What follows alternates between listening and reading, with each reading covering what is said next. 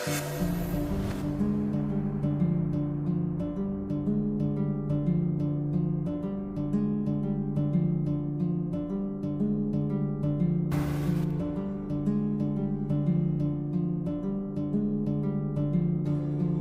Michaela Mikova ay nagmula sa Slovakia, bansa na nasa Central Europe. Siya ay 23 years old. Nagtapos sa kursong Special Education major in English noong 2024 sa Masaryk University na nasa Czech Republic. Naging isang guro si Michaela dahil bata pa lang siya, ayun ang kanyang pangarap. At mahilig siyang bumiyahe ng mag-isa. Gustong-gusto niyang pumunta sa mga lugar na walang masyadong tao o tahimik. Kaya naman nakahiligan niya ang mga ruins. Pumunta si Michaela sa Boracay dahil dadalo siya ng kasal ng kanyang kaibigan na Pinay. Kasabay ni Michaela na pumunta sa Boracay ang mga ikakasal mismo noong March 1. Kasama sana ni Michaela ang kanyang fiancé na Egyptian pero hindi naayos kaagad ang visa na siyang magiging best man sana sa kasal at siya naman ay isa sa mga bridesmaids. March 11, 2025, inireport na nawawala si Michaela dahil hindi na ito makontak ng kanyang mga kasamahan. 2 araw bago nakatakda sana niyang pagbalik sa kanyang bansa. Noong March 12, isang lalaki na isipang mag-shortcut sa abandonadong kapilya dahil sa likod lang nito ang kanyang bahay. Pabaday ko nga kay Edward Baroto, tapos ko kay Edward Baroto, nag-shortcut ko to sa may Perlo Pacific. Ang unang pinaka-shortcut? Pag-abot ko sa may lunok nga puno, nga tumba, daw na ginuudombula ko sila, daw wala sa akong sarili. Nga daw mo nagasampit ko sa ako na muna nga kwan. Daw wala ko na sa akong sarili sila. Pag-abot ko dito sir nga kwan, nga daw may nagmanang mga baho na tapos na tauhan ako sir nga kwan blaw nga kwan ako. Okay. Tayo mo to nagkulbaan ko nagdalagan ko nagsugid ko sila sir. Nga mo yung kabalay-balay dira nga lugar nila. Wala gid. Nga So kwan. pag lang taon nimo nga man baho, yung sundan mo ang baho. Ang sa kwan sir. Ang sa last nung lapit lang ko sa CR. Duging pangita gini mo ang baho itong balik. Malon to. Oo. Tapos sa nakita mo anong posisyon? Ang kaya mo sir nga kwan sir ang sike nagkabika nung kana. Kabika sa muna. Oo, kabika na. Ano Sapatos. Sapatos na ko nakita sir. Oo. Sapatos Basta lang. half body lang ko sir nakita, half body lang. Oo, kaya na-shock na ko sir kasi ako na sir na Kalunos-lunos ang sinapit ng turista. Nawawala din ang kanyang belt bag na naglalaman ng kanyang wallet, cellphone at camera. Sa isinagawang initial investigation, base sa autopsy report, 2 araw ng patay ang biktima dahil nasa state of decomposition na ang kanyang katawan. Kamakailan lang ay nahuli ang isa sa mga persons of interest na si alias Mike, 28 years old. Katunayan kaya naaresto si Mike noong March 14 dahil sa anti-drug operation sa Sambiray, Malay. 2 araw pagkatapos matagpuan ang katawan ni Michaela sa abandonadong kapilya.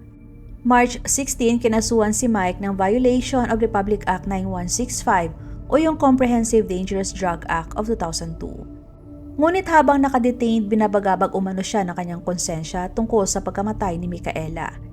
Kaya naman ipinaalam niya sa pulis na gusto niyang magbigay ng testimony laban sa kanyang mga kaibigan na sina Jello at JR. Yung isa sa mga person of interest natin, may mga information na nagbigay daw ng extrajudicial confession niya at sinabi yung nangyari, kapinagan. Sir, isa yan sir no, sa mga iniimbestigahan natin, tinututukan natin. So kaparte po yan ng natin, ng mga investigasyon natin na kung saan is sigurado po tayo na malaki yung maitutulong ng natin ng sa ginagawa po nating investigasyon. Nasaan ho yung suspect na yan, ma'am? Sa ngayon sir, actually no, gusto lang natin na klaruhin, wala pa po tayong suspect. Kasi pag sinabi po nating suspect, talagang may direkta tayo na na-i-file na natin yung Ayon sa kanya noong March 10, nagkita silang 3 sa bahay ng kanilang kaibigan para sana uminom. Pero wala pa sa bahay ang kaibigan nila kaya nagdesisyon sila na pumunta na lamang sa malapit na hotel kung saan nila nakita si Michaela na mag-isa. Bandang 6:10 ng gabi kinausap ni Jello si Michaela. Ayon kay Mike, hindi niya kilala ang biktima. Pero pagkatapos mag-usap saglit ni Jello at Michaela na pagkasunduan nilang 4 na pumunta sa abandonadong kapilya na nasa barangay Balabag, Malay, Aklan. Ayon kay Mike, si Jello ang nauunang maglakad habang hawak ang kamay ng biktima. Hindi umano umalma si Michaela nung hinawakan siya bigla ni Jello sa kamay. Pero nung nasa malapit na sila sa kapilya, tinanggal na ni Michaela ang kamay ni Jello. Saad pa ni Mike, abala siya sa kanyang cellphone nang may narinig na lang siya ng malakas na kalabog at doon na niya nakita na si JR ay may hawak na nakahoy. Nang bigla na lamang hinampas ng napakalakas ni JR ng kahoy sa ulo si Micaela habang ito'y nakatalikod. Natumba at nawala ng malay si Micaela. Dagdag pa ni Mike, kinarga ni Jello at JR ang katawan ni Micaela sa chapel at saka ibinaba sa sahig. Doon na daw umano niya nakita na ibinaba ni Jello ang kanyang pantalon. Nung akmang tatanungin na daw niya si Jello kung anong gagawin nito, nakarinig naman siya ng boses ng mga bata, kaya dali-dali siyang umalis at iniwan ang dalawang kaibigan. Kasunod noon ay pumunta si Mike sa bahay ng kanyang kaibigan para uminom at makalipas ang 30 minutes, sumunod na din ang dalawa. Pero habang umiinom, hindi nila napag-usapan ang nangyari sa kapilya. Ayon kay Mike, habang sila ay umiinom, humihit-hit din daw sila ng marijuana. Makalipas ang 2 araw, nagulat na lang umano siya nung marinig na may natagpo ang isang babae na patay sa kapilya. Base sa resulta ng autopsy na ginawa sa katawan ng biktima, siya ay namatay dahil sa head injuries at sexual na inabuso.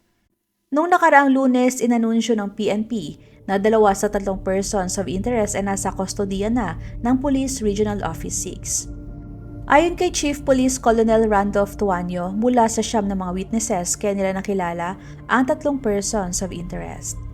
Sinabi ng Aklan Police Provincial Office na ang Malay Municipal Police Station ay nagsagawa na ng pagsisiyasat sa insidente. Masigasig ang mga pulis na kumuha ng importanteng impormasyon at ebidensya para malaman kung may mga potensyal pa na suspects. Nilinaw din ni Malay Police Chief Lieutenant Colonel Mar Joseph Ravelo na sa ngayon ay hindi pa nila opisyal na idiniklara ang suspect, kahit na may mga persons of interest na dahil hindi pa formal na na-file ang kaso. Namatay? Yes po, until now po, we are still conducting investigation and we are gathering pieces of evidence, CCTV footages, and we are extracting statements coming from different witnesses. May nahuli na daw sir na suspect ba base sa pahayag ng isang opisyal sir? Regarding po dito sa kaso na to, wala pa po tayo nahuli na suspect. Pero meron na po tayong POI sir. Meron po tayong mga POI. Ilan yung person of interest natin, sir? 2 or more po ang ating tinitingnan na persons of interest dito po sa ating insidente na to. Local yun, sir? Or ano po? Anong mga... We really cannot say pa po, no? Kung whether local or foreign.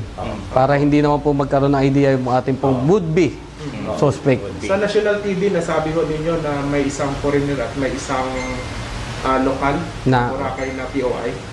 Sa kabila ng halos nasa 80% na ang investigasyon ng Special Investigation Task Group, nangunguha pa rin ang mga pulis ng karagdagang ebidensya at inaantay pa ang ibang resulta ng forensic examination para mas mapatibay ang kaso. Samantala, ang 2nd District Representative naman ng Aklan na si Representative Teodorico Haresco ay nag-anunsyo na magbibigay siya ng reward na 100,000 sa kung sino man ang makakapagbigay ng impormasyon na magdadala sa pag-aresto ng mga suspects. Ginawa yun ni Haresco para mapadali ang investigasyon. Nangako din siya na magbibigay siya ng karagdagang financial assistance kung kinakailangan para lang masigurado na mabilis na malutas ang kaso. Sa kabila ng ito'y isolated incident, pinanatag naman ng mga pulis na ang Boracay ay mananatiling ligtas dahil sa mas pinaigting pa nila ang seguridad sa isla. Ang insidente may malaking epekto sa tourism industry ng Boracay. Kaya ayon kay Representative Haresco, kailangan nilang kumilos ng mabilis at tiyak para mabalik ang tiwala ng publiko at masiguradong ligtas ang mga tourist sa isla. Pinanatag naman ng PRO6 spokesperson Lieutenant Colonel Arnel Solis ang publiko na ang Boracay at ang probinsya ng Aklan ay mananatiling ligtas at secure. Dagdag pa niya na inaayos na nila ngayon ang deployment ng kanilang mga personnel para mas lalo pang masigurado ang kaligtasan. At hindi lamang sila nakatuon sa mga lugar may maraming tao, kundi sa mga lugar na kakaunti lang din ang tao. Halos ngayon lang ito nangyari sa Boracay kaya sinisigurado nila na hindi na ito mauulit. Pinaalam na rin sa pamilya ni Micaela ang nangyari sa kanya sa pamamagitan ng embassy. At noong March 15 na i-cremate na ang katawan niya dahil na rin yon ang gusto ng kanyang mga magulang. Hindi sila pupunta sa Pilipinas at umaasa sila na sa tulong ng embassy ay mapadala ang abo ni Micaela sa kanilang bansa. May idinaos din na misa sa labas ng abandoradong kapilya para sa biktima. Naway malutas na ang kaso na to para hindi na madagdagan pa ang dungis ng ating bansa. Lalo na sa gulo na nangyayari ngayon, maaaring makadagdag pa ito sa pagkasira sa pangalan ng Pilipinas.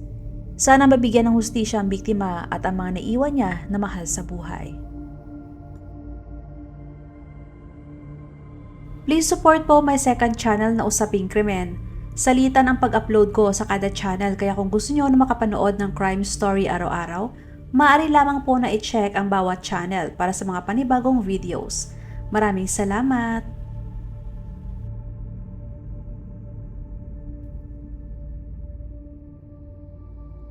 Huwag mag-atubiling ibahagi inyong mga saloobin at komento. And please huwag kalimutang mag-like and subscribe sa aking channel kung hindi mo pa nagagawa. Magkita-kita tayo ulit sa aking susunod na video. Maraming salamat!